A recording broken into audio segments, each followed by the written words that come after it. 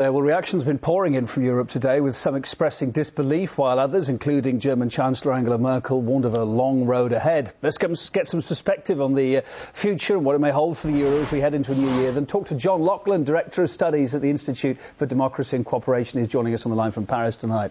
Hi there, John. The euro's been limping along now, as we've been reporting so fully, for a year. And if anything, the last few weeks saw a bit of a high point in its struggle against debt. Still very bad picture overall, though. Why did Standard & Poor's pick to strike now with this news?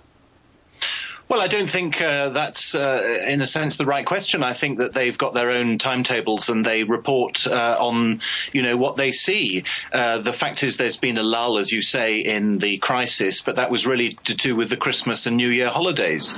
They have assessed the situation and they have come to the conclusion, as have many other people, that the situation in the Eurozone is untenable.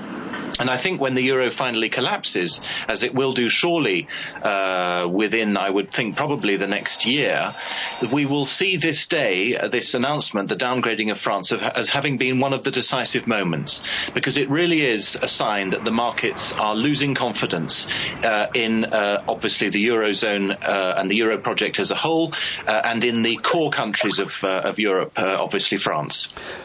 Exactly. I mean, you talked about the bigger picture there. Let's focus in on France and domestically what this is going to mean. It's going to affect, I guess, President Sarkozy and his election chances just 3 months hence. Of course, it's going to be a big source of national pride, isn't it? A big dent to national pride that they've lost this now. Yeah, there's no doubt that it will it struck a terrible blow for Sarkozy. His only real chance of winning the election was to show himself as a safe pair of hands, as the devil you know in a crisis. Now it's clear that France has both the crisis and the devil that they know. So in internal French politics, it's a very serious event indeed. But I repeat, it's not just a political matter. It is the assessment by a rating agency of the ability of France and other countries to repay its debt. And it's an assessment, therefore, that the debt situation in Europe has not been tackled and that, in fact, it is getting worse. We've had a Eurozone crisis now for 2 years, and it's been particularly intense for the last 6 months. And a Standard & Poor's in their press statement announcing the credit cut say that they think that the European leaders have not responded to the crisis adequately, and that's why they're downgrading the countries.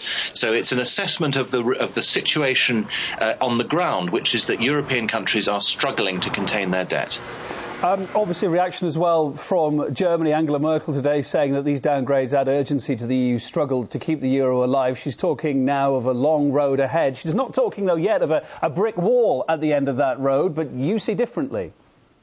Well, I do, and one of the many reasons, I mean, apart from the inherent contradictions of the euro itself, this debt issue is not something that the euro has failed to control. It has actually been caused by the euro. The reason why we have a debt problem in the Eurozone is that the countries, particularly in southern Europe, who have run up enormous debts, have been able to do so without feeling the consequences in terms of exchange rates. In a normal situation, if they had had national currencies, their currencies would have lost value. It's precisely because they have a shared currency that they have the impression that they could have a sort of free lunch for so long. And that's what's got us into the situation we're in. But the key point, the key political point, and this is in response to your question about Merkel, is that the downgrading of France, but not of Germany, obviously, means that the Franco-German axis is no longer a tenable proposition. What we see in the Eurozone is that there's only one country calling the shots, not two, and that's Germany. And of course, it's worth remembering, isn't it, that a lot of this downgrade is not particularly because France can't service its own debts, it's because of its exposure to the problems that Greece and Italy has. Absolutely. France is, of course, very exposed to those countries, and that is indeed why the downgrading has taken place, one of the reasons. This, in other words, is an example of contagion.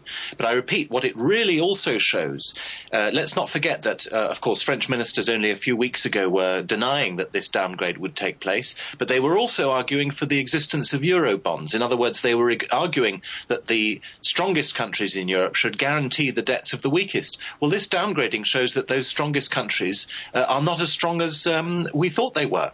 Even Austria has been downgraded. So this idea that a core Europe can somehow save the periphery, even that is not tenable anymore. John, I wonder how we'll be reporting this 6 months hence, but time will tell. John Loughlin, Director of Studies at the Institute of Democracy and Cooperation in Paris, thanks ever so much. Thank you.